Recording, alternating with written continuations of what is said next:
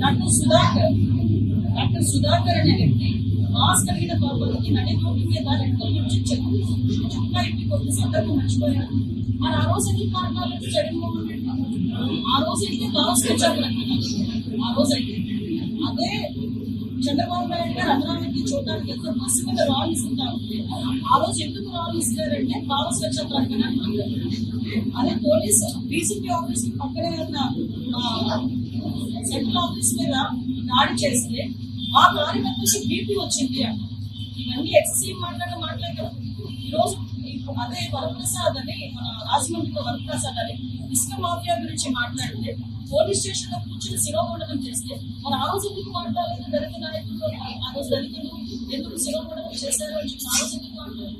ఆ రోజు ఎందుకు వరప్రసాద్ ఇంటికి వెళ్ళి పలకరించలేదు? ఆ రోజు ఎందుకు డాక్టర్ సుధాకర్ ఇంటికి వెళ్ళి పలకరించలేదు? ఆ రోజు ఎందుకు ప్రవీణ్ ఇంటికి వెళ్ళి పలకరించలేదు? అంటే పులివెందరు రాజకాల అమ్మాయిని హోటల్కి రద్దు చేస్తే మేము వెళ్తే మా మీద ఎట్లా కేసులు పెట్టారు? మరి పులివెందు నియోజకవర్గంలో 4 ఇంటికి ఎందుకు ఆ రోజు జగన్మోహన్ రెడ్డి?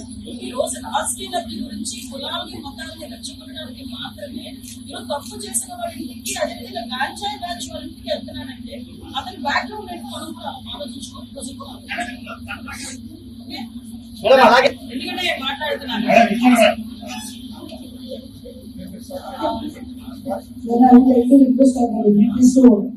ఎందుకంటే లాస్ట్ టైం సజ్జల గారి చేతిలో, లాస్ట్ హోమ్ మినిస్టర్ చేతిలో కానీ సీఎం చేతిలో కానీ పోలీస్ డిపార్ట్మెంట్ సజ్జల గారి చేతిలో ఆ రోజు పరదాలు కట్టుకోవాలని మా టీడీపీ వాళ్ళందరినీ కూడా అవసరం తీసుకొని ఆ రోజు కార్యక్రమంలో పోలీస్ డిపార్ట్మెంట్ ఈ సంవత్సరం కాలంగా డీసీపీ గారు మా సిపి గారు మా ఎస్పీ గారు ఆఖరికి 4 కార్డు వరకు కూడా అందరూ సాధించి స్థాయి వరకు కూడా అందరూ నిర్వహిస్తారు. ఈరోజు కంట్రోల్ తెచ్చుకొని చేసుకుంటారు.